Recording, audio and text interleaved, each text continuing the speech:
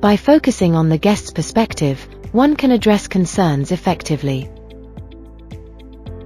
Maintaining a calm demeanor helps de-escalate tense situations.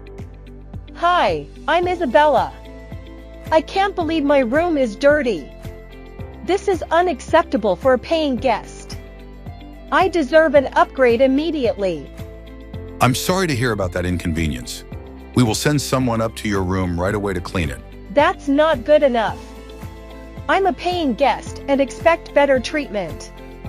My experience should reflect my personal brand, and this is just unacceptable.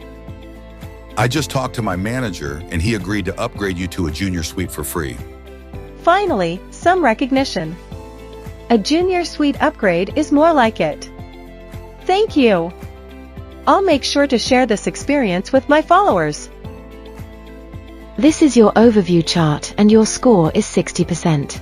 The hotel staff initially acknowledged the issue and offered to clean the room, but they lacked empathy and dismissed the customer's request for an upgrade too quickly.